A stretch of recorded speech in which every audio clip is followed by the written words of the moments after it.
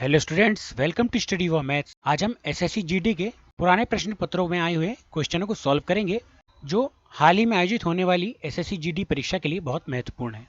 तो चलिए शुरू करते हैं हमारे पहले क्वेश्चन से। हमारा पहला क्वेश्चन है, दो ऊनी जैकेट ए और बी के मूल्य 7:9 के अनुपात में है। यदि जैकेट ए का मूल्य जैकेट बी के मूल्य से 380 रुपए कम है तो जैकेट बी का मूल्य ज्ञात कीजिए।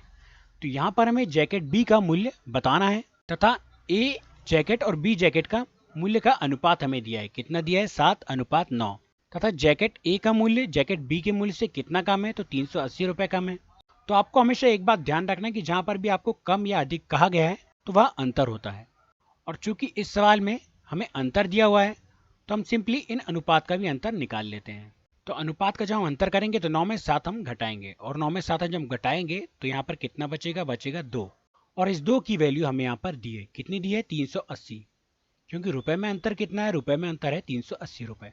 तो 2 की वैल्यू यदि 380 है और हमें इस सवाल में बताना है जैकेट बी का मूल्य, तो जैकेट बी का अनुपात कितना है? 9। तो इस 9 की वैल्यू हम निकाल लेते हैं। तो 9 गुणा 380 डिवाइड बाय 2।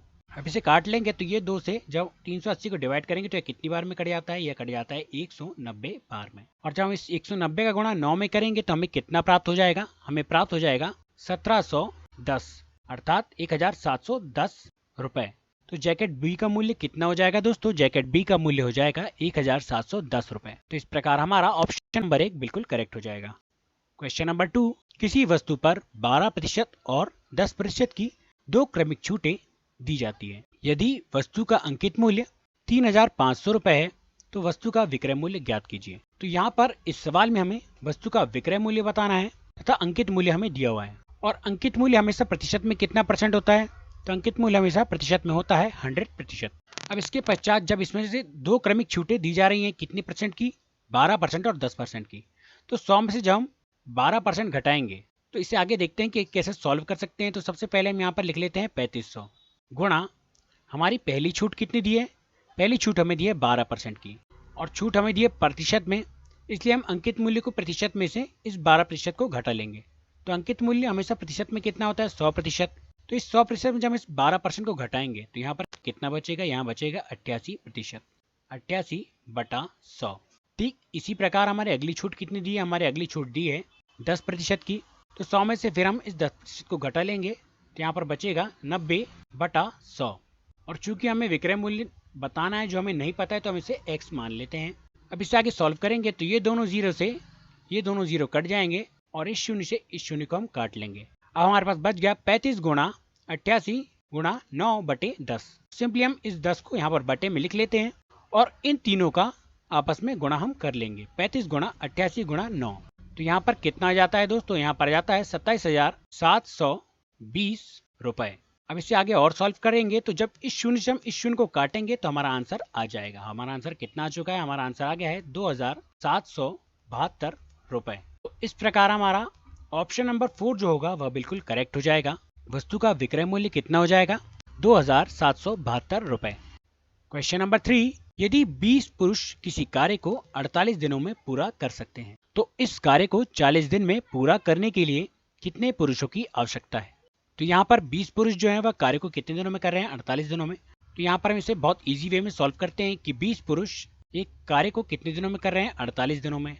और इसके बटे में हम क्या लेंगे? हमारे अगला वाक्य जो कहा गया है कि 40 दिन में पूरा करने के लिए कितने व्यक्तियों की आवश्यकता है, इसे हम बटे में लिख लेते हैं कि 40 पुरुषों को 40 दिन में उस कार्य को करने के लिए कितने पुरुषों की आवश्यकता है हम बता देंगे। तो पुरुषों की संख्या हमें नहीं पता इसलिए हम उसे x मान लेते हैं। अब इससे आगे सॉल्व करते हैं तो 20 से कम 20 और 20 दूनी 40।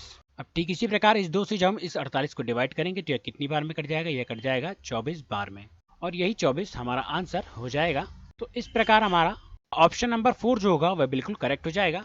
40 दिन में उस कार्य को पूरा करने के लिए 24 पुरुषों की आवश्यकता होगी। क्वेश्चन नंबर 4, एक वस्तु के अंकित मूल्य पर 30% की छूट देने के बाद इसे 455 रुपए में बेचा जाता है तो वस्तु का अंकित मूल्य कितना है? तो यहाँ पर हमें वस्तु का अंकित मूल्य बताना है जिसे 30% की छूट देने के पश्चात 455 रुपए में बेचा जा रहा है। तो आपको हमेशा ध्यान रखना है कि अंकित मूल्य हमेशा कितना प्रतिशत होता है? अंकित मूल्य हमेशा होता है 100%। और जब 100% में से 30% की छूट दी गई तो यहाँ पर कितना बचता है, यहाँ बचता है 70%, और यही 70% हमारा विक्रय मूल्य है। तो विक्रय मूल्य यहाँ पर रुपए में कितना दिया है, विक्रय मूल्य रुपए में दिया है 455 रुपए, और प्रतिशत में हमने विक्रय मूल्य कितना निकाली है, प्रतिशत में हमने विक्रय मूल्य निकाले हैं 70%, अर्थात इस 70% की वैल्यू होगी 455, और हमें अंकित मूल्य बताना है। तो अंकित मूल्य प्रतिशत में कितना होता है, अंकित मूल्य प्रतिशत में होता है 100%। तो इस 100% की वैल्यू हमें यहाँ पर बता देना है। तो चलिए इसे सॉल्व करते हैं। तो 100 गुणा 455 डिवाइड बाय 70, तो सिंपली इस 0 से इस 0 को काट लेंगे, और जब इस 7 से इस 455 को डिवाइड करेंगे तो यह कितनी बार में कट जाएगा, यह कट जाएगा 65 बार में। अब हमारे पास कितना बचा, हमारे पास बच गया 10 गुणा 65, और जब हम 10 का गुणा इस 65 में करेंगे तो यह कितना हो जाता है, यह हो जाता है 650। तो 650 रुपये जो है आया है, यह हमारा अंकित मूल्य हो जाएगा। तो इस प्रकार हमारा ऑप्शन नंबर 1 बिल्कुल करेक्ट हो जाएगा। अगर आपको वीडियो अच्छा लगा है तो वीडियो को लाइक कीजिए, हमारे चैनल को सब्सक्राइब कीजिए, और आगे भी ऐसे इंपॉर्टेंट क्वेश्चन पाने के लिए हमारे चैनल से जुड़े रहिए। वीडियो देखने के लिए धन्यवाद।